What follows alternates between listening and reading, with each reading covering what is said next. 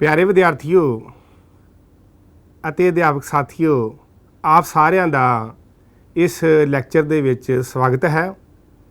ਅੱਜ ਅਸੀਂ ਜਿਹੜੇ ਮਹੱਤਵਪੂਰਨ ਵਿਸ਼ੇ 'ਤੇ ਚਰਚਾ ਕਰਾਂਗੇ ਉਹ ਹੈ ਧਰਮ ਨਿਰਪੱਖਤਾ, ਆਦਰਸ਼ ਤੇ ਕਾਨੂੰਨ।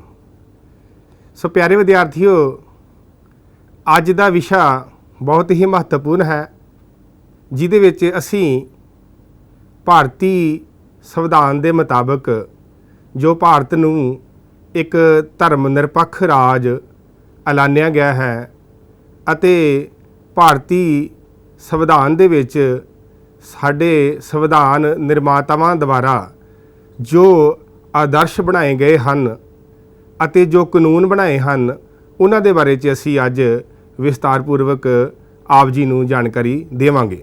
ਸਭ ਤੋਂ ਪਹਿਲਾਂ ਅਸੀਂ ਇਸ ਵਿਸ਼ੇ ਦੇ ਬਾਰੇ ਵਿੱਚ ਜਾਣ ਪਹਿਚਾਣ ਕਰਦੇ ਹਾਂ।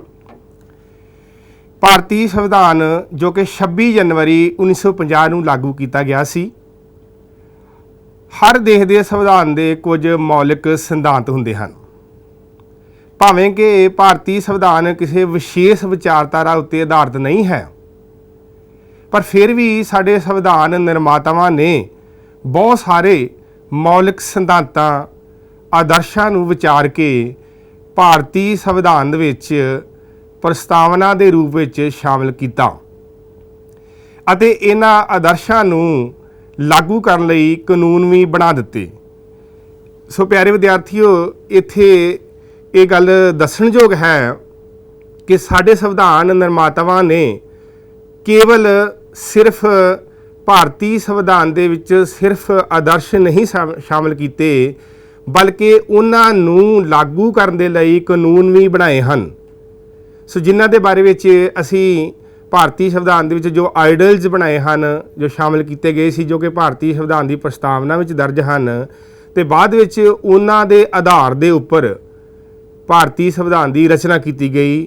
ਇਹੋ ਭਾਰਤੀ ਸੰਵਿਧਾਨ ਦੀ ਇੱਕ ਵਿਲੱਖਣ ਵਿਸ਼ੇਸ਼ਤਾ ਹੈ, ਜਿਨ੍ਹਾਂ ਵਿੱਚ ਅਸੀਂ ਸਭ ਤੋਂ ਪਹਿਲਾਂ ਗੱਲ ਕਰਦੇ ਹਾਂ ਧਰਮ ਨਿਰਪੱਖਤਾ ਦਾ ਸਿਧਾਂਤ।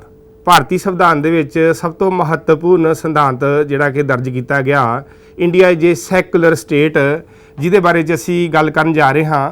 ਭਾਰਤੀ ਸੰਵਿਧਾਨ ਅਨੁਸਾਰ ਭਾਰਤ ਨੂੰ ਧਰਮ ਨਿਰਪੱਖ ਰਾਜ ਐਲਾਨਿਆ ਗਿਆ ਹੈ। ਸੋ ਪਿਆਰੇ ਵਿਦਿਆਰਥੀਓ, ਤੁਸੀਂ ਨੋਟ ਕਰ ਸਕਦੇ ਜੇ ਕਿ ਧਰਮ ਨਿਰਪੱਖ ਰਾਜ ਕੀ ਹੁੰਦਾ ਹੈ। ਤੁਸੀਂ ਆਪਣੀ ਕਾਪੀ ਉੱਪਰ ਨੋਟ ਕਰੋ। ਧਰਮ ਨਿਰਪੱਖ ਰਾਜ ਉਹ ਹੁੰਦਾ ਹੈ ਜਿਸ ਵਿੱਚ ਸਾਰੇ ਧਰਮ ਬਰਾਬਰ ਹੋਣ, ਸਾਰੇ ਧਰਮਾਂ ਦਾ ਬਰਾਬਰ ਆਦਰ ਸਤਿਕਾਰ ਕੀਤਾ ਜਾਵੇ, ਜਿਸ ਵਿੱਚ ਨੰਬਰ 2 ਤੇ ਰਾਜ ਧਾਰਮਿਕ ਮਾਮਲਿਆਂ ਵਿੱਚ ਬਿਲਕੁਲ ਨਿਰਪੱਖ ਹੋਵੇ, ਰਾਜ ਦਾ ਆਪਣਾ ਵੀ ਕੋਈ ਵੀ ਧਰਮ ਨਾ ਹੋਵੇ, ਸਾਰੇ ਧਰਮਾਂ ਨੂੰ ਬਰਾਬਰ ਸਮਝਿਆ ਜਾਵੇ, ਰਾਜ ਦਾ ਆਪਣਾ ਕੋਈ ਧਰਮ ਨਹੀਂ ਹੁੰਦਾ। ਨੰਬਰ 3 ਤੇ ਨਾਗਰਿਕਾਂ ਨੂੰ ਧਾਰਮਿਕ ਸੁਤੰਤਰਤਾ ਦਾ ਅਧਿਕਾਰ ਹੁੰਦਾ ਹੈ। ਕਿਸੇ ਵੀ ਧਰਮ ਨੂੰ ਤੁਸੀਂ ਮੰਨ ਸਕਦੇ ਜੇ, ਕਿਸੇ ਵੀ ਧਰਮ ਨੂੰ ਦਾ ਤੁਸੀਂ ਪ੍ਰਚਾਰ ਕਰ ਸਕਦੇ ਜੇ, ਪੂਰੀ ਤਰ੍ਹਾਂ ਆਜ਼ਾਦੀ ਹੈ। ਧਰਮ ਦੇ ਆਧਾਰ 'ਤੇ ਕਿਸੇ ਨਾਲ ਕੋਈ ਵੀ ਵਿਤਕਰਾ ਨਹੀਂ ਕੀਤਾ ਜਾ ਸਕਦਾ। ਸੋ ਇੱਕ ਧਰਮ ਨਿਰਪੱਖ ਰਾਜ ਦੀ ਸਭ ਤੋਂ ਮਹੱਤਵਪੂਰਨ ਵਿਸ਼ੇਸ਼ਤਾਵਾਂ ਇਹ ਹਨ ਕਿ ਇੱਕ ਧਰਮ ਨਿਰਪੱਖ ਰਾਜ ਕੀ ਹੁੰਦਾ ਹੈ। ਸੋ ਪਿਆਰੇ ਵਿਦਿਆਰਥੀਓ, ਹੁਣ ਅਸੀਂ ਦੇਖਦੇ ਹਾਂ ਕਿ ਭਾਰਤ ਇੱਕ ਧਰਮ ਨਿਰਪੱਖ ਰਾਜ ਹੈ।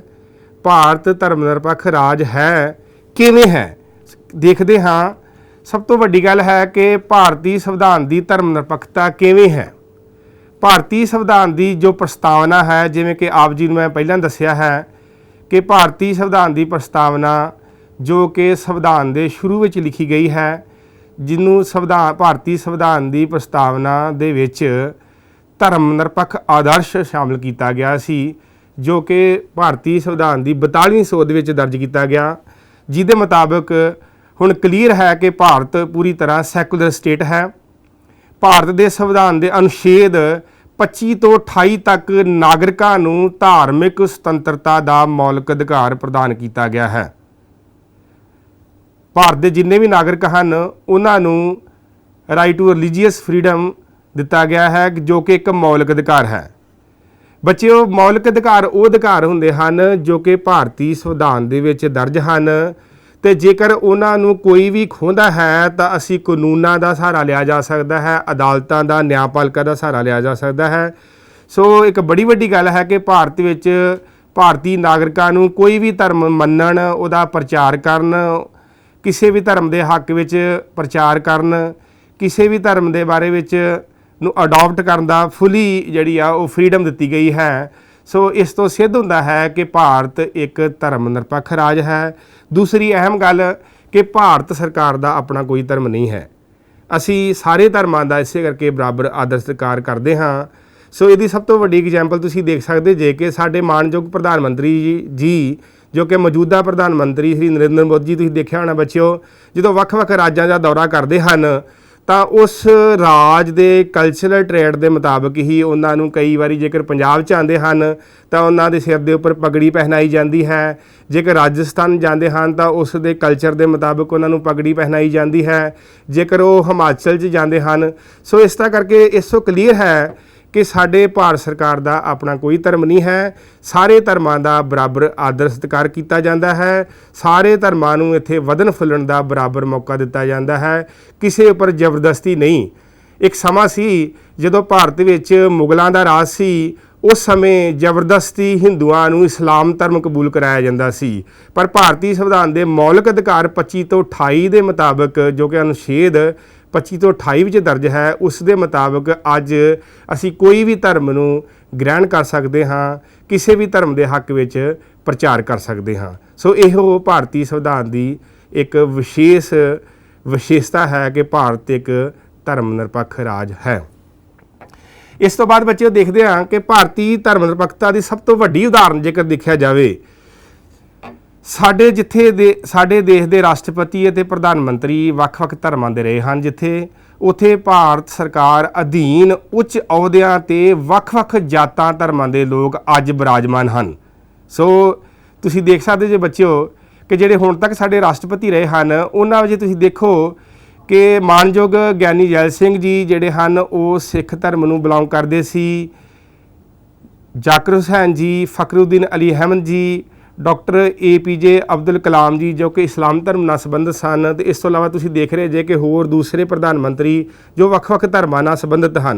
सो एक बड़ी लाइव एग्जाम्पल है साडे वास्ते कि साडे देश दे विच एक सर्वोच्च अहुदे उपर कोई भी व्यक्ति अपनी योग्यता के मुताबिक अपनी काबलियत के मुताबिक जा सकता है।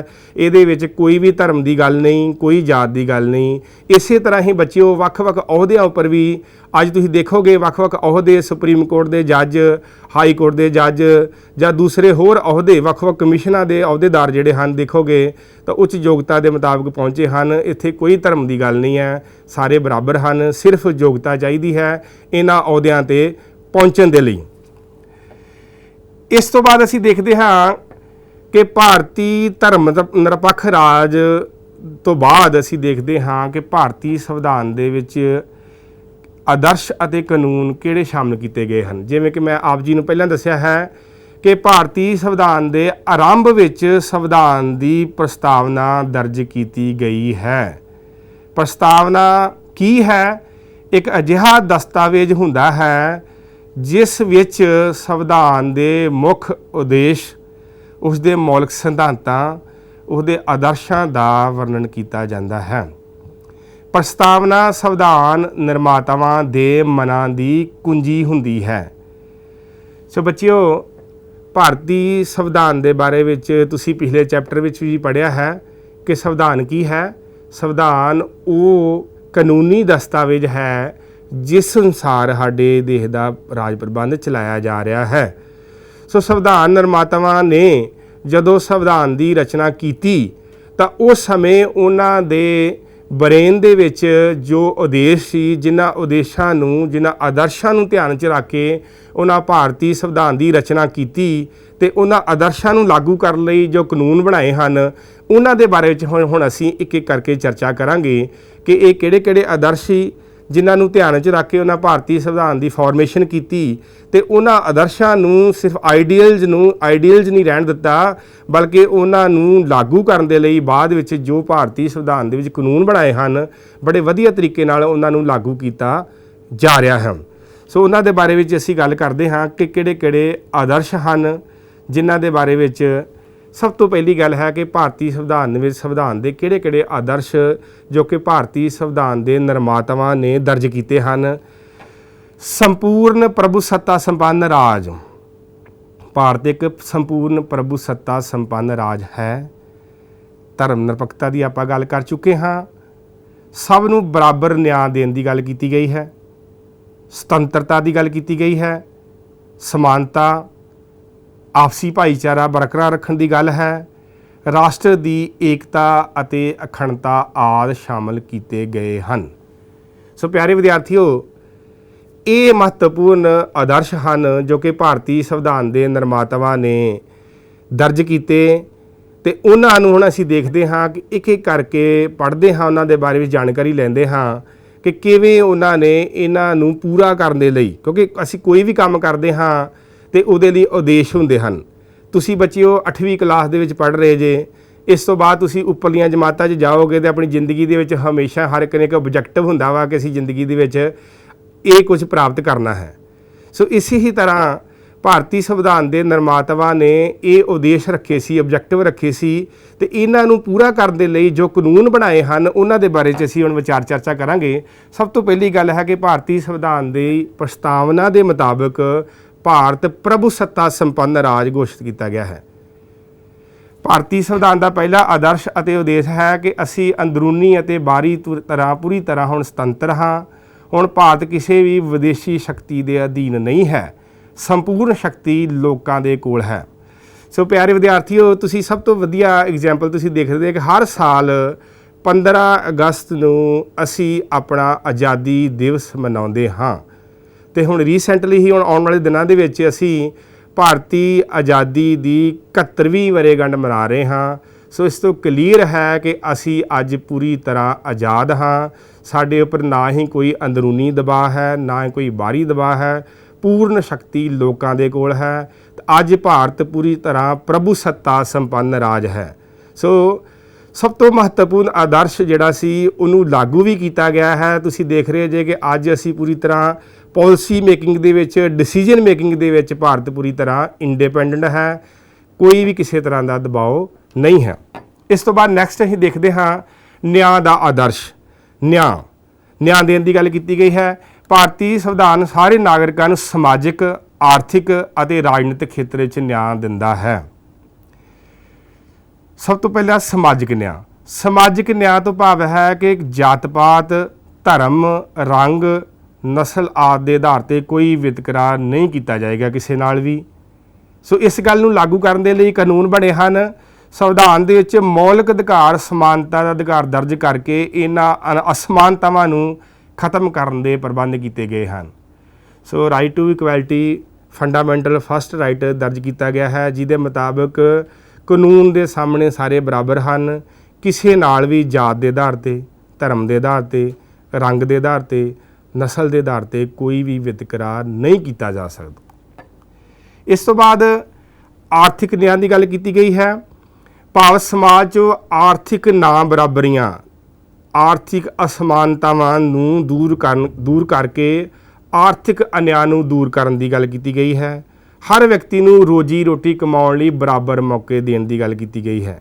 ਸੋ ਅੱਜ ਦੇਖਦੇ ਹਾਂ ਕਿ ਸਾਡੇ ਦੇਸ਼ ਦੇ ਵਿੱਚ ਕੋਈ ਵੀ ਵਿਅਕਤੀ ਕੋਈ ਵੀ ਕਿੱਤਾ ਕਰ ਸਕਦਾ ਹੈ। ਕਾਨੂੰਨੀ ਹੋਣਾ ਚਾਹੀਦਾ ਕਿੱਤਾ, ਪਰ ਤਾਂ ਹੀ ਆਰਥਿਕ ਨਿਆਂ ਜਿਹੜਾ ਵਾ ਉਹ ਦਿੱਤਾ ਜਾ ਸਕੇਗਾ। ਕਾਨੂੰਨ ਦੇ ਮੁਤਾਬਕ ਕੀ ਹੈ, ਕੌਂਸਟੀਟਿਊਸ਼ਨ ਦੇ ਮੁਤਾਬਕ ਕੀ ਹੈ ਕਿ ਸੰਵਿਧਾਨ 'ਚ ਰਾਜਨੀਤੀ ਦੇ ਨਿਰਦੇਸ਼ਕ ਸਿਧਾਂਤ ਦਰਜ ਕੀਤੇ ਗਏ ਹਨ, ਜਿਹਦੇ ਵਿੱਚ ਸਾਰਿਆਂ ਨੂੰ ਆਰਥਿਕ ਨਿਆਂ ਦੇਣ ਦੀ ਗੱਲ ਕੀਤੀ ਗਈ ਹੈ। ਬਰਾਬਰ ਕੰਮ ਲਈ ਬਰਾਬਰ ਮਜ਼ਦੂਰੀਆਂ ਦੀ ਗੱਲ ਕੀਤੀ ਗਈ ਹੈ। ਜੇਕਰ ਕੋਈ ਔਰਤ ਹੈ ਜਾਂ ਮਰਦ ਹੈ, ਜੇਕਰ ਇੱਕੇ ਕਾਰਖਾਨੇ 'ਚ ਕੰਮ ਕਰ ਰਹੇ ਹਨ ਤਾਂ ਉਹਨਾਂ ਨੂੰ ਇਕੁਅਲ ਪੇ ਦਿੱਤੀ ਜਾਏਗੀ। ਇਹਦੇ ਵਿੱਚ ਕੋਈ ਵੀ ਉਹਨਾਂ ਲਿੰਗ ਦੇ ਆਧਾਰ 'ਤੇ, ਧਰਮ ਦੇ ਆਧਾਰ 'ਤੇ, ਰੰਗ ਦੇ ਆਧਾਰ 'ਤੇ ਵਿਤਕਰਾ ਨਹੀਂ ਕੀਤਾ ਜਾਏਗਾ। ਇਸ ਤੋਂ ਬਾਅਦ ਰਾਜਨੀਤਿਕ ਨਿਆਂ ਦੇਣ ਦੀ ਗੱਲ ਕੀਤੀ ਗਈ ਹੈ। ਬਗੈਰ ਕਿਸੇ ਭੇਦਭਾਵ ਦੇ ਵੋਟ ਦਾ ਅਧਿਕਾਰ ਮਿਲਿਆ ਸਾਨੂੰ ਸਾਰਿਆਂ ਨੂੰ। ਭਾਰਤ ਦਾ ਹਰੇਕ ਨਾਗਰਿਕ ਜੋ ਬਾਲਗ ਹੈ ਉਸ ਨੂੰ ਵੋਟ ਪਾਉਣ ਦਾ ਅਧਿਕਾਰ ਦਿੱਤਾ ਗਿਆ ਹੈ, without any discrimination of cost, creed, colour, religion. ਚੁਣੇ ਜਾਣ ਦਾ ਅਧਿਕਾਰ ਦਿੱਤਾ ਗਿਆ ਹੈ। ਸਰਕਾਰੀ ਅਹੁਦੇ ਪ੍ਰਾਪਤ ਕਰਨ ਦਾ ਅਧਿਕਾਰ ਯੋਗਤਾ ਦੇ ਮੁਤਾਬਕ। ਸਰਕਾਰ ਦੀ ਆਲੋਚਨਾ ਵੀ ਤੁਸੀਂ ਕਰ ਸਕਦੇ ਜੇ, ਜੇਕਰ ਸਰਕਾਰ ਗਲਤ ਕੰਮ ਕਰ ਰਹੀ ਹੈ ਡੈਮੋਕ੍ਰੈਟਿਕ ਸੈਟਅਪ ਦੇ ਵਿੱਚ ਅਸੀਂ ਆਲੋਚਨਾ ਕਰ ਸਕਦੇ ਹਾਂ। ਇਹ ਸਾਰਾ ਕੁਝ ਕੀ ਆ, ਸਾਨੂੰ ਰਾਜਨੀਤਿਕ ਨਿਆਂ ਦੇਣ ਦੀ ਗੱਲ ਕੀਤੀ ਗਈ ਹੈ। ਇਹਨਾਂ ਅਧਿਕਾਰਾਂ ਦੀ ਜੇਕਰ ਕੋਈ ਉਲੰਘਣਾ ਕਰਦਾ ਹੈ ਤਾਂ ਕਾਨੂੰਨਾਂ ਅਨੁਸਾਰ ਸਜ਼ਾ ਦੇਣ ਦਾ ਪ੍ਰਬੰਧ ਕੀਤਾ ਗਿਆ ਹੈ। ਸੋ ਪਿਆਰੇ ਵਿਦਿਆਰਥੀਓ, ਰਾਜਨੀਤਿਕ ਨਿਆਂ ਦੀ ਅਸੀਂ ਗੱਲ ਕਰ ਰਹੇ ਹਾਂ ਕਿ ਕਿਸੇ ਵੀ ਵਿਅਕਤੀ ਦੇ ਨਾਲ ਵੋਟ ਦਾ ਅਧਿਕਾਰ ਜਿਹੜਾ ਵਾ ਭਾਰਤੀ ਕੌਨਸਟੀਟਿਊਸ਼ਨ ਦੇ ਮੁਤਾਬਕ ਹਰੇਕ ਨਾਗਰਿਕ ਜਿਹਦੀ ਉਮਰ 18 ਸਾਲ ਹੈ ਵੋਟ ਦਾ ਅਧਿਕਾਰ ਪ੍ਰਾਪਤ ਕਰ ਸਕਦਾ ਹੈ, ਵੋਟ ਪਾ ਸਕਦਾ ਹੈ। ਚੁਣੇ ਜਾਣ ਤੋਂ ਭਾਵ ਹੈ ਕਿ ਕਿਸੇ ਵੀ ਤੁਸੀਂ ਮੈਂਬਰ ਪੰਚਾਇਤ ਦੀ ਇਲੈਕਸ਼ਨ ਤੋਂ ਲੈ ਕੇ ਰਾਸ਼ਟਰਪਤੀ ਤੱਕ ਚੋਣ ਲੜ ਸਕਦੇ ਜੇ ਅਕੋਰਡਿੰਗ ਟੂ ਯੋਗਤਾਵਾਂ ਜੋ ਹਨ। ਤੁਹਾਨੂੰ ਇਸ ਗੱਲ ਤੋਂ ਨਹੀਂ ਮਨਾ ਕੀਤਾ ਜਾ ਸਕਦਾ ਵੀ ਤੇਰੀ ਜਾਤ ਛੋਟੀ ਹੈ ਜਾਂ ਉੱਚੀ ਹੈ ਜਾਂ ਤੂੰ ਇਸ ਧਰਮ ਨੂੰ ਸੰਬੰਧਿਤ ਹੈ। ਇਸ ਕਰਕੇ ਚੁਣੇ ਜਾਣ ਦਾ ਅਧਿਕਾਰ ਹੈ। ਕੋਈ ਵੀ ਵਿਅਕਤੀ ਜਿਹੜਾ ਵਾ ਕਿਸੇ ਵੀ ਅਹੁਦੇ ਦੇ ਉੱਪਰ ਆਪਣੀ ਯੋਗਤਾ ਦੇ ਮੁਤਾਬਕ ਜਾ ਸਕਦਾ ਹੈ, ਸਰਕਾਰੀ ਅਹੁਦੇ ਪ੍ਰਾਪਤ ਕਰ ਸਕਦਾ ਹੈ। ਸਰਕਾਰ ਦੀ ਆਲੋਚਨਾ ਕਰ ਸਕਦੇ ਅਸੀਂ ਜੇਕਰ ਸਰਕਾਰ ਦੀਆਂ ਪਾਲਿਸੀਆਂ, ਗਵਰਨਮੈਂਟ ਦੀਆਂ ਪਾਲਿਸੀਆਂ ਲੋਕਾਂ ਦੇ ਹੱਕਾਂ ਨੂੰ ਖੋਹਦੀਆਂ ਹਨ, ਮੌਲਿਕ ਅਧਿਕਾਰਾਂ ਦੇ ਖਿਲਾਫ ਜਾਂਦੀਆਂ ਹਨ, ਤਾਂ ਅਸੀਂ ਸਰਕਾਰ ਦੀ ਆਲੋਚਨਾ ਕਰ ਸਕਦੇ ਹਾਂ। ਤੁਸੀਂ ਅਖਬਾਰਾਂ ਦੇ ਜ਼ਰੀਏ, ਮੀਡੀਆ ਦੇ ਜ਼ਰੀਏ ਤੁਸੀਂ ਜਿਹੜੇ ਆ ਆਪਣੇ ਉਸ ਪਾਲਿਸੀਆਂ ਨੂੰ ਨਿੰਦਾ ਕਰ ਸਕਦੇ ਜੇ ਗਵਰਨਮੈਂਟ ਦੀਆਂ ਪਾਲਿਸੀਆਂ ਦੀ, ਜਿਹੜੇ ਕਿ ਗਵਰਨਮੈਂਟ ਦੀਆਂ ਪਾਲਿਸੀਆਂ ਲੋਕਾਂ ਦੇ ਹੱਕਾਂ ਨੂੰ ਖੋਹਦੀਆਂ ਹੋਣ। ਇਹਨਾਂ ਅਧਿਕਾਰਾਂ ਦੀ ਉਲੰਘਣਾ ਹੋਣ 'ਤੇ ਕਾਨੂੰਨ ਅਨੁਸਾਰ ਸਜ਼ਾ ਦਾ ਪ੍ਰਬੰਧ ਕੀਤਾ ਗਿਆ ਹੈ। ਇਸ ਤੋਂ ਬਾਅਦ ਅਸੀਂ ਗੱਲ ਕਰਦੇ ਹਾਂ ਬੱਚਿਓ, ਸੁਤੰਤਰਤਾ ਦਾ ਆਦਰਸ਼ ਸ਼ਾਮਿਲ ਕੀਤਾ ਗਿਆ ਹੈ। ਸੁਤੰਤਰਤਾ ਦਾ ਆਦਰਸ਼ ਲਾਗੂ ਕਰਨ ਲਈ ਭਾਰਤੀ ਸੰਵਿਧਾਨ ਦੀ ਧਾਰਾ 19 ਜੋ ਕਿ ਸੁਤੰਤਰਤਾ ਦੇ ਮੌਲਿਕ ਅਧਿਕਾਰ ਰਾਈਟ ਟੂ ਫਰੀडम ਵਿੱਚ ਦਰਜ ਹੈ। 19 ਦੇ ਮੁਤਾਬਕ ਕੀ ਹੈ, 6 ਪ੍ਰਕਾਰ ਦੀਆਂ ਸੁਤੰਤਰਤਾਵਾਂ ਦਿੱਤੀਆਂ ਗਈਆਂ ਹਨ। ਜਿਵੇਂ ਕਿ ਵਿਚਾਰ ਪ੍ਰਗਟ ਕਰਨ ਦੀ ਸੁਤੰਤਰਤਾ ਦਿੱਤੀ ਗਈ ਹੈ, ਸਾਨੂੰ ਅਸੀਂ ਵਿਚਾਰ ਪ੍ਰਗਟ ਕਰ ਸਕਦੇ ਹਾਂ। ਵਿਸ਼ਵਾਸ, ਪੂਜਾ, ਕਿਸੇ ਵੀ ਧਰਮ ਨੂੰ ਮੰਨ ਸਕਦੇ ਹਾਂ। ਸਮੁੱਚੇ ਭਾਰਤ ਵਿੱਚ ਘੁੰਮਣ ਫਿਰਨ ਦੀ ਆਜ਼ਾਦੀ ਹੈ। ਭਾਰਤ ਦੇ ਕਿਸੇ ਵੀ ਹਿੱਸੇ ਵਿੱਚ ਰਹਿਣ ਦੀ ਆਜ਼ਾਦੀ ਹੈ। ਬੱਚਿਓ, ਅੱਜ ਤੁਸੀਂ ਪੰਜਾਬ 'ਚ ਰਹਿ ਰਹੇ ਜੇ, ਤੁਹਾਡੀ ਮਰਜ਼ੀ ਹੈ ਕਿ ਤੁਸੀਂ ਮਹਾਰਾਸ਼ਟਰ ਵਿੱਚ ਜਾਣਾ ਚਾਹੁੰਦੇ ਜੇ, ਕੇਰਲਾ ਜਾ ਕੇ ਰਹਿਣਾ ਚਾਹੁੰਦੇ ਜੇ, ਕੋਈ ਤੁਹਾਨੂੰ ਰੋਕ ਨਹੀਂ ਸਕਦਾ। ਕਿਸੇ ਵੀ ਏਰੀਆ ਵਿੱਚ ਵਸ ਸਕਦੇ ਸੀ। ਰੁਜ਼ਗਾਰ ਕਰਨ ਦੀ ਸੁਤੰਤਰਤਾ ਹੈ। ਕੋਈ ਵੀ, ਜਿਵੇਂ ਕਿ ਮੈਂ ਪਹਿਲਾਂ ਗੱਲ ਕੀਤੀ ਹੈ, ਕੋਈ ਵੀ ਤੁਸੀਂ ਰੁਜ਼ਗਾਰ ਕਰ ਸਕਦੇ ਜੇ। ਕਾਨੂੰਨੀ ਹੋਣਾ ਚਾਹੀਦਾ ਰੁਜ਼ਗਾਰ, ਗੈਰ ਕਾਨੂੰਨੀ ਪਰ ਨਾ ਹੋਵੇ। ਸੋ ਇਹ ਸਾਡੀਆਂ ਸੁਤੰਤਰਤਾਵਾਂ ਹਨ। ਨਾਗਰਿਕਾਂ ਨੂੰ ਇਹਨਾਂ ਸੁਤੰਤਰਤਾ ਦੀ ਰਾਖੀ ਲਈ ਨਿਆਂਪਾਲਿਕਾ ਅਦਾਲਤਾਂ ਦੀ ਸ਼ਰਨ ਲੈਣ ਦਾ ਅਧਿਕਾਰ ਦਿੱਤਾ ਗਿਆ ਹੈ। ਸੋ ਅੱਜ ਅਸੀਂ ਪੂਰੀ ਤਰ੍ਹਾਂ ਆਜ਼ਾਦ ਹਾਂ ਅਤੇ ਸਾਡੀ ਆਜ਼ਾਦੀ ਇਹ ਸੁਤੰਤਰਤਾ ਦੇ ਅਧਿਕਾਰ ਤੋਂ ਪ੍ਰਤੀਤ ਹੁੰਦੀ ਹੈ ਕਿ ਅਸੀਂ ਆਪਣੇ ਵਿਚਾਰ ਪ੍ਰਗਟ ਕਰ ਸਕਦੇ ਹਾਂ ਅਤੇ ਭਾਰਤ ਦੇ ਕਿਸੇ ਵੀ ਹਿੱਸੇ ਵਿੱਚ ਘੁੰਮ ਫਿਰ ਸਕਦੇ ਹਾਂ ਅਤੇ ਰੁਜ਼ਗਾਰ ਪ੍ਰਾਪਤ ਕਰ ਸਕਦੇ ਹਾਂ। ਇਸ ਤੋਂ ਬਾਅਦ ਸਮਾਨਤਾ ਦੇ ਅਧਿਕਾਰ ਦੀ ਗੱਲ ਕਰੀਏ। ਸਮਾਨਤਾ ਦਾ ਆਦਰਸ਼ ਜੋ ਕਿ ਭਾਰਤੀ ਸੰਵਿਧਾਨ ਦੇ ਵਿੱਚ ਦਰਜ ਹੈ। ਭਾਰਤ ਵਿੱਚ ਕਾਨੂੰਨ ਦਾ ਰਾਜ ਲਾਗੂ ਕੀਤਾ ਗਿਆ ਹੈ ਅਤੇ ਸਾਰੇ ਨਾਗਰਿਕਾਂ ਨੂੰ ਕਾਨੂੰਨ ਦੇ ਸਾਹਮਣੇ ਸਮਾਨਤਾ ਦਿੱਤੀ ਗਈ ਹੈ। ਭਾਰਤ ਦੇ ਅਨੁਛੇਦ 14 ਤੋਂ 18 ਤੱਕ ਭਾਰਤੀਆਂ ਨੂੰ ਸਮਾਨਤਾ ਦਾ ਮੌਲਿਕ ਅਧਿਕਾਰ ਦਿੱਤਾ ਗਿਆ ਹੈ। 14 ਤੋਂ 18 ਤੱਕ ਭਾਰਤੀਆਂ ਨੂੰ ਸਮਾਨਤਾ ਦਾ ਅਧਿਕਾਰ ਦਿੱਤਾ ਗਿਆ ਹੈ। ਇਸ ਤੋਂ ਭਾਵ ਹੈ ਕਿ ਅੱਜ ਸਾਰੇ ਭਾਰਤ ਵਿੱਚ ਸਾਰੇ ਨਾਗਰਿਕ ਕਾਨੂੰਨ ਦੇ ਸਾਹਮਣੇ ਬਰਾਬਰ ਹਨ। ਅੱਜ ਜੇਕਰ ਕੋਈ ਵੀ ਕਾਨੂੰਨ ਤੋੜਦਾ ਹੈ, ਭਾਵੇਂ ਜਿੰਨੇ ਮਰਜ਼ੀ ਉੱਚੇ ਅਹੁਦੇ 'ਤੇ ਬਿਰਾਜਮਾਨ ਹੋਵੇ, ਤਾਂ ਉਹਨੂੰ ਕਾਨੂੰਨ ਦੇ ਮੁਤਾਬਕ ਸਜ਼ਾ ਹੋਏਗੀ, ਕਿਉਂਕਿ ਭਾਰਤ ਵਿੱਚ ਕਾਨੂੰਨ ਦੇ ਸਾਹਮਣੇ ਸਮਾਨਤਾ ਦੀ ਗੱਲ ਲਾਗੂ ਹੈ। ਅੱਜ ਭਾਰਤੀ ਸੰਵਿਧਾਨ ਦੇ ਮੁਤਾਬਕ ਛੂਆਛਾਤ ਦੀ ਜੋ ਸਮਾਜਿਕ ਬੁਰਾਈ ਸੀ ਭਾਰਤ ਵਿੱਚ, ਉਹਨੂੰ ਖਤਮ ਕਰ ਦਿੱਤਾ ਗਿਆ ਹੈ। ਉਸ ਮੁਤਾਬਕ ਕੋਈ ਜਾਤ ਦੇ ਆਧਾਰ 'ਤੇ, ਧਰਮ ਦੇ ਆਧਾਰ 'ਤੇ, ਰੰਗ ਦੇ ਆਧਾਰ 'ਤੇ ਜੇਕਰ ਕੋਈ ਵਿਤਕਰਾ ਕਰਦਾ ਹੈ, ਛੂਆਛਾਤ ਕਰਦਾ ਹੈ, ਤਾਂ ਉਸ ਨੂੰ ਸੰਵਿਧਾਨ ਦੇ ਮੁਤਾਬਕ ਸਜ਼ਾ ਦਾ ਪ੍ਰਬੰਧ ਕੀਤਾ ਗਿਆ ਹੈ। ਅੱਜ ਕਾਨੂੰਨ ਦੇ ਸਾਹਮਣੇ ਸਾਰੇ ਬਰਾਬਰ ਹਨ। ਸਾਰਿਆਂ ਦੇ ਕਾਨੂੰਨ ਇਕੁਅਲ ਲਾਗੂ ਹਨ। ਸੋ ਇਹਨਾਂ ਸਮਾਨਤਾਵਾਂ ਨੂੰ ਬਰਕਰਾਰ ਰੱਖਣ ਲਈ ਵਿਦਿਆਰਥੀਓ, ਨਾਗਰਿਕਾਂ ਨੂੰ ਵਿਸ਼ੇਸ਼ ਅਧਿਕਾਰ ਦਿੱਤੇ ਗਏ ਹਨ। ਅੱਜ ਸਕੂਲ ਦੇ ਵਿੱਚ ਆਪਾਂ ਗੱਲ ਕਰ ਲਈਏ ਕਿ ਸਕੂਲ ਦੇ ਵਿੱਚ ਹੀ ਕੋਈ ਕਿਸੇ ਨਾਲ ਜਾਤ ਦੇ ਆਧਾਰ 'ਤੇ ਜਾਂ ਧਰਮ ਦੇ ਆਧਾਰ 'ਤੇ ਉਹਨੂੰ ਘਟੀਆ ਦਿਖਾਉਣ ਦੀ ਕੋਸ਼ਿਸ਼ ਕਰਦਾ ਹੈ ਜਾਂ ਨੀਚਾ ਦਿਖਾਉਣ ਦੀ ਕੋਸ਼ਿਸ਼ ਕਰਦਾ ਹੈ, ਤਾਂ ਭਾਰਤੀ ਸੰਵਿਧਾਨ ਦੇ ਮੌਲਿਕ ਅਧਿਕਾਰ ਸਮਾਨਤਾ ਦੇ ਅਧਿਕਾਰ ਦੇ ਮੁਤਾਬਕ ਅਸੀਂ ਉਸ ਵਿਅਕਤੀ ਦੇ ਖਿਲਾਫ ਕਾਰਵਾਈ ਕਰ ਸਕਦੇ ਹਾਂ ਅਤੇ ਸਮਾਨਤਾ ਦਾ ਜੋ ਸਿਧਾਂਤ ਹੈ ਉਹਨੂੰ ਲਾਗੂ ਕਰਵਾ ਸਕਦੇ ਹਾਂ। ਸੋ ਇਸ ਤੋਂ ਬਾਅਦ ਅਸੀਂ ਗੱਲ ਕਰਦੇ ਹਾਂ ਆਦਰਸ਼ ਭਾਰਤੀ ਸੰਵਿਧਾਨ ਦਾ ਆਪਸੀ ਭਾਈਚਾਰੇ ਦਾ ਵਿਕਾਸ ਕਰਨਾ ਚਾਹੀਦਾ ਹੈ। ਹਿੰਦੂ ਮੁਸਲਿਮ ਸਿੱਖ ਈਸਾਈ ਆਪਸ ਵਿੱਚ ਸਭ ਭਾਈ ਭਾਈ। ਸੋ ਇਹ ਨਾਰਾ ਲੱਗਦਾ ਵਾ ਸਾਡੇ ਦੇਸ਼ ਵਿੱਚ, ਕਿਉਂਕਿ ਭਾਰਤ ਭਿੰਨਤਾਵਾਂ ਦਾ ਦੇਸ਼ ਹੈ। ਭਾਰਤ ਵਿੱਚ ਭਾਈਚਾਰਕ ਭਾਵਨਾ ਵਿਕਸਿਤ ਕਰਨਾ ਵਿਸ਼ੇਸ਼ ਕਰਕੇ ਜ਼ਰੂਰੀ ਹੈ, ਕਿਉਂਕਿ ਇੱਥੇ ਵੱਖ-ਵੱਖ ਧਰਮਾਂ ਦੇ, ਵੱਖ-ਵੱਖ ਜਾਤਾਂ ਦੇ, ਵੱਖ-ਵੱਖ ਰੰਗਾਂ ਦੇ, ਵੱਖ-ਵੱਖ ਸੱਭਿਆਚਾਰਾਂ ਦੇ ਅਤੇ ਵੱਖ-ਵੱਖ ਬੋਲੀਆਂ ਬੋਲਣ ਵਾਲੇ ਲੋਕ ਰਹਿੰਦੇ ਹਨ। ਸੋ ਭਾਰਤ ਦੀ ਸਭ ਤੋਂ ਵੱਡੀ ਇਹ ਵਿਲੱਖਣ ਵਿਸ਼ੇਸ਼ਤਾ ਹੈ ਕਿ ਭਾਰਤ ਭਿੰਨਤਾਵਾਂ ਦਾ ਦੇਸ਼ ਹੈ। ਭਿੰਨਤਾਵਾਂ ਦਾ ਦੇਸ਼ ਹੋਣ ਦੇ ਬਾਵਜੂਦ ਵੀ ਅਸੀਂ ਸਾਰੇ ਇੱਕ ਹਾਂ। ਸਾਡੇ ਦੇਸ਼ ਵਿੱਚ ਅਨੇਕਤਾ ਵਿੱਚ ਏਕਤਾ ਦੀ ਗੱਲ ਕੀਤੀ ਜਾਂਦੀ ਹੈ, ਯੂਨਿਟੀ ਇਨ ਡਾਇਵਰਸਿਟੀ। ਸੋ ਅਸੀਂ ਸਾਰੇ ਇਕੱਠੇ ਹਾਂ। ਸੋ ਇਹ ਸਾਡੀ ਭਾਈਚਾਰਕ ਸਾਂਝ ਹੈ ਕਿ ਅਸੀਂ ਸਾਰੇ ਭਾਰਤੀ ਝੰਡੇ ਦੇ ਹੇਠ ਵੱਧ ਫੁੱਲ ਰਹੇ ਹਾਂ।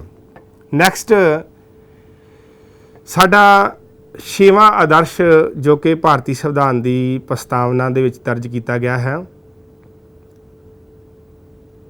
ਉਹ ਹੈ ਰਾਸ਼ਟਰੀ ਏਕਤਾ ਅਤੇ ਅਖੰਡਤਾ। ਅਖੰਡ ਭਾਰਤ ਦੀ ਗੱਲ ਕੀਤੀ ਗਈ ਹੈ, ਯੂਨਿਟੀ ਐਂਡ ਇੰਟੈਗ੍ਰਿਟੀ।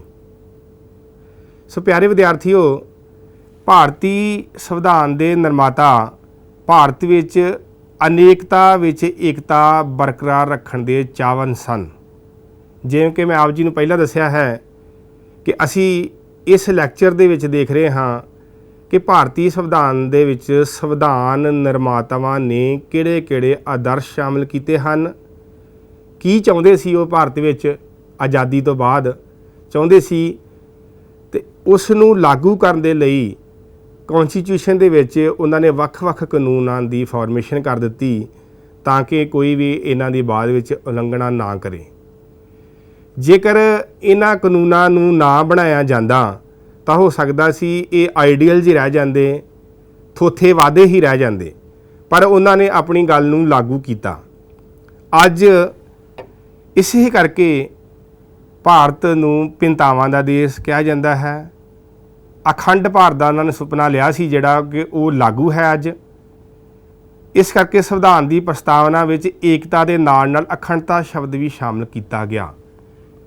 ਭਾਵੇਂ ਕਿ ਭਾਰਤੀ ਸੰਵਿਧਾਨ ਦੇ ਵਿੱਚ ਇਹ 42ਵੀਂ ਸੋਧ ਦੇ ਵਿੱਚ ਸੰਵਿਧਾਨ ਦੇ ਵਿੱਚ ਕਰਕੇ ਇਹ ਦਰਜ ਕੀਤਾ ਗਿਆ ਸੀ, ਪਰ ਪਰਪਜ਼ ਜੋ ਸੀ ਅਖੰਡ ਭਾਰਤ ਦੀ ਗੱਲ ਸੀ, ਉਹ ਅੱਜ ਉਹਨਾਂ ਦਾ ਸੁਪਨਾ ਲਾਗੂ ਹੈ। ਭਾਰਤ ਦੇ ਵਰਤਮਾਨ ਰਾਸ਼ਟਰਪਤੀ, ਬੱਚਿਓ ਧਿਆਨ ਦਿਓ, 14ਵੇਂ ਰਾਸ਼ਟਰਪਤੀ ਰਾਮਨਾਥ ਕੋਵਿੰਦ ਜੀ, ਜਿਨ੍ਹਾਂ ਨੇ ਹਾਲ ਹੀ ਸਹੁੰ ਚੁੱਕੀ ਹੈ, ਉਹਨਾਂ ਨੇ ਆਪਣੇ ਸਹੁੰ ਚੁੱਕ ਸਮਾਗਮ ਦੇ ਵਿੱਚ ਜੋ ਸ਼ਬਦ ਭਾਰਤੀ ਰਾਸ਼ਟਰੀ ਏਕਤਾ ਦੇ ਅਖੰਡਤਾ ਦੇ ਬਾਰੇ ਵਿੱਚ ਕਹੇ, ਉਹਨਾਂ ਦੇ ਕਹੇ ਹੋਏ ਸ਼ਬਦਾਂ ਨੂੰ ਮੈਂ ਆਪ ਜੀ ਨਾਲ ਗੱਲ ਕਰ ਰਿਹਾ ਹਾਂ। ਵੰਨ ਸਵੰਨਤਾ 'ਚ ਏਕਤਾ ਅਤੇ ਇਕਜੁੱਟਤਾ ਭਾਰਤੀ ਲੋਕਤੰਤਰ ਦੀ ਖੂਬਸੂਰਤੀ ਹੈ। ਸੋ ਬੱਚਿਓ, ਉਹਨਾਂ ਨੇ ਵੀ ਆਪਣੇ ਸਹੁੰ ਚੁੱਕ ਸਮਾਗਮ 'ਚ ਇਹੋ ਗੱਲ ਕਹੀ ਆ ਕਿ ਭਾਰਤ ਭਿੰਨਤਾਵਾਂ ਦਾ ਦੇਸ਼ ਹੈ, ਵੰਨ ਸਵੰਨਤਾ ਦਾ ਦੇਸ਼ ਹੈ। India is a colourful country. ਪਰ ਇਸ ਦੇ ਬਾਵਜੂਦ ਵੀ ਜਿਹੜੀ ਇਹਨਾਂ ਦੀ ਏਕਤਾ ਹੈ, ਇਹਨਾਂ ਦੀ ਆਪਸੀ ਇਕਜੁੱਟਤਾ ਹੈ, ਵੱਖ-ਵੱਖ ਧਰਮਾਂ ਦੇ, ਵੱਖ-ਵੱਖ ਜਾਤਾਂ ਦੇ, ਵੱਖ-ਵੱਖ ਰੰਗਾਂ ਦੇ ਲੋਕ ਹੋਣ ਦੇ ਬਾਵਜੂਦ ਵੀ ਅਸੀਂ ਇੱਕ ਡੈਮੋਕ੍ਰੈਟਿਕ ਸੈਟਅਪ ਦੇ ਵਿੱਚ ਰਹਿ ਰਹੇ ਹਾਂ। ਇਹੋ ਹੀ ਸਾਡੇ ਲੋਕਤੰਤਰ ਦੀ ਸਭ ਤੋਂ ਵੱਡੀ ਖੂਬਸੂਰਤੀ ਹੈ। ਸੋ ਇਹ ਸਾਰੇ ਆਦਰਸ਼ ਬੱਚਿਓ ਅਸੀਂ ਪੜ੍ਹੇ ਹਨ, ਜਿਹਦੇ ਵਿੱਚ ਤੁਸੀਂ ਦੇਖਿਆ ਹੈ ਕਿ ਰਾਸ਼ਟਰੀ ਏਕਤਾ ਦੇ ਅਖੰਡਤਾ ਦੀ ਗੱਲ ਹੈ, ਆਪਸੀ ਭਾਈਚਾਰੇ ਨੂੰ ਬਰਕਰਾਰ ਰੱਖਣ ਦੀ ਗੱਲ ਕੀਤੀ ਗਈ ਹੈ, ਸਮਾਨਤਾ ਰੱਖਣ ਦੀ ਗੱਲ ਹੈ, ਜੋ ਕਿ ਸੰਵਿਧਾਨ ਦੇ ਵਿੱਚ ਸਮਾਨਤਾ ਦਾ ਮੌਲਿਕ ਅਧਿਕਾਰ ਵੀ ਦਰਜ ਕਰ ਦਿੱਤਾ ਗਿਆ ਹੈ, ਸੁਤੰਤਰਤਾ ਦੇ ਆਦਰਸ਼ ਦੀ ਗੱਲ ਕੀਤੀ ਗਈ ਹੈ ਕਿ ਸਾਰੇ ਅਸੀਂ ਆਜ਼ਾਦ ਹਾਂ, ਰਾਜਨੀਤਿਕ ਨਿਆਂ ਦੇਣ ਦੀ ਗੱਲ ਕੀਤੀ ਗਈ ਹੈ, ਆਰਥਿਕ ਨਿਆਂ ਦੀ ਗੱਲ ਕੀਤੀ ਗਈ ਹੈ, ਸਮਾਜਿਕ ਨਿਆਂ ਦੀ ਗੱਲ ਕੀਤੀ ਗਈ ਹੈ, ਅਤੇ ਭਾਰਤੀ ਪ੍ਰਭੂ ਸੱਤਾ ਸੰਪੰਨ ਰਾਜ ਦੀ ਗੱਲ ਕੀਤੀ ਗਈ ਹੈ।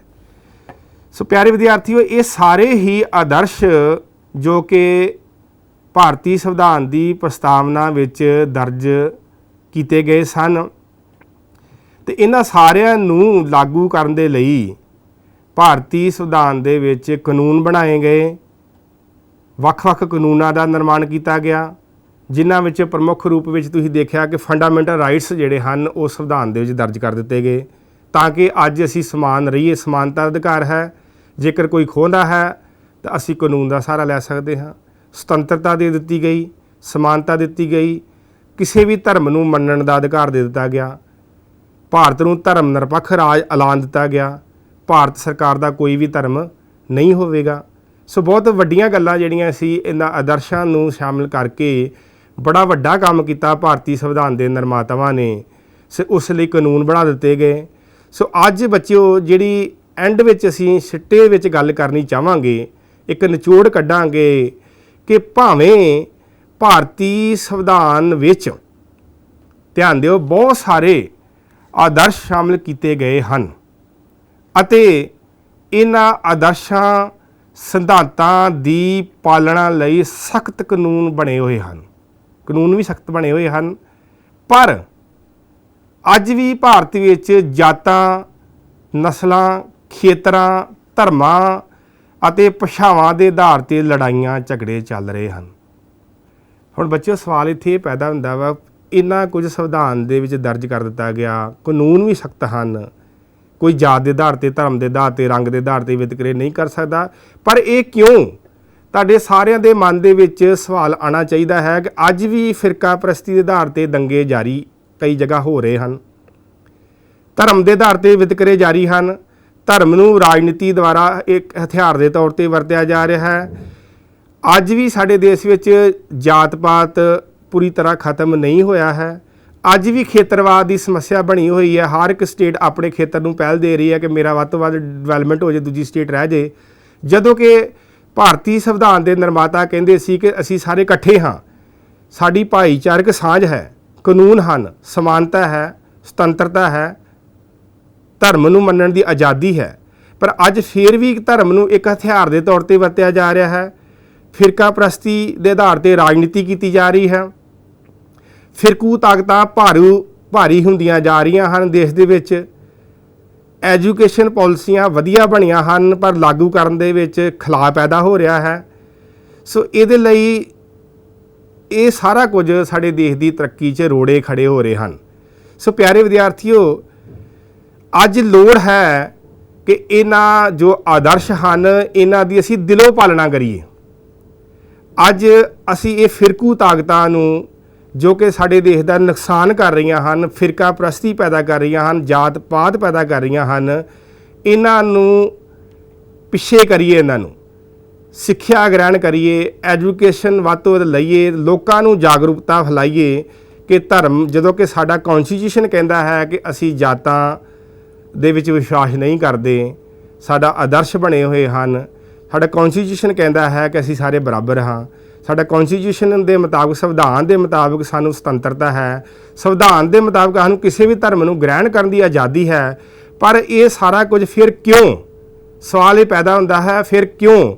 ਸੋ ਆਓ ਅਸੀਂ ਅੱਜ ਸੰਕਲਪ ਕਰੀਏ ਇਸ ਲੈਕਚਰ ਸੁਣਨ ਤੋਂ ਬਾਅਦ ਕਿ ਅਸੀਂ ਸਾਰੇ ਜਾਤਾਂ ਵਿੱਚ, ਧਰਮਾਂ ਵਿੱਚ, ਰੰਗਾਂ ਵਿੱਚ, ਭਾਸ਼ਾਵਾਂ ਵਿੱਚ ਵਿਸ਼ਵਾਸ ਨਹੀਂ ਕਰਾਂਗੇ। ਇੱਕ ਅਖੰਡ ਭਾਰਤ ਵਿੱਚ ਰਵਾਂਗੇ, ਇੱਕ ਤਿਰੰਗੇ ਝੰਡੇ ਹੇਠ ਵਿੱਚ ਰਵਾਂਗੇ। ਅਸੀਂ ਏਕਤਾ ਦੇਸ਼ ਦੀ ਬਣਾਈ ਰੱਖਾਂਗੇ, ਭਾਰਤ ਵਿੱਚ ਯੂਨਿਟੀ ਵੀ ਰੱਖਾਂਗੇ ਅਤੇ ਡਾਇਵਰਸਿਟੀ ਵੀ ਰੱਖਾਂਗੇ। ਅਨੇਕਤਾ ਵਿੱਚ ਏਕਤਾ ਰੱਖਾਂਗੇ, ਭਾਵ ਅਸੀਂ ਵੱਖ-ਵੱਖ ਧਰਮਾਂ ਨੂੰ ਵੀ ਮੰਨਾਂਗੇ, ਆਪੋ ਆਪਣੇ ਧਰਮਾਂ ਦਾ ਸਤਿਕਾਰ ਵੀ ਕਰਾਂਗੇ ਅਤੇ ਸਾਰੇ ਭਾਰਤ ਵਿੱਚ ਇਕੱਠੇ ਰਵਾਂਗੇ। ਅਤੇ ਜੋ ਫਿਰਕਾ ਪ੍ਰਸਤੀ ਦੀ ਰਾਜਨੀਤੀ ਹੈ, ਇਹਨੂੰ ਦੁਰਕਾਰਾਂਗੇ। ਜੋ ਫਿਰਕੂ ਤਾਕਤਾਂ ਉੱਠ ਰਹੀਆਂ ਹਨ, ਵੋਟ ਦੀ ਰਾਜਨੀਤੀ ਕਰ ਰਹੀਆਂ ਹਨ, ਉਹਨਾਂ ਨੂੰ ਮੂੰਹ ਨਹੀਂ ਲਾਵਾਂਗੇ। ਤਾਂ ਹੀ ਸਾਡੇ ਭਾਰਤੀ ਨਿਰਮਾਤਾਵਾਂ ਦਾ ਸੁਪਨਾ ਜੋ ਉਹਨਾਂ ਨੇ ਦੇਖਿਆ ਸੀ ਅਖੰਡ ਭਾਰਤ ਦਾ, ਇੱਕ ਉਹ ਸਾਕਾਰ ਹੋ ਸਕੇਗਾ। ਆਦਰਸ਼ਾਂ ਨੂੰ ਵਧੀਆ ਤਰੀਕੇ ਨਾਲ ਤਾਂ ਹੀ ਲਾਗੂ ਕਰ ਸਕਾਂਗੇ। ਅਤੇ ਆਓ ਸਾਰੇ ਇਹਨਾਂ ਆਦਰਸ਼ਾਂ ਦੀ, ਪਿਆਰੇ ਵਿਦਿਆਰਥੀਓ, ਦਿਲੋਂ ਪਾਲਣਾ ਕਰੀਏ। ਸੋ ਆਪ ਸਾਰਿਆਂ ਦਾ ਅੰਤ ਵਿੱਚ ਬਹੁਤ ਬਹੁਤ ਧੰਨਵਾਦ।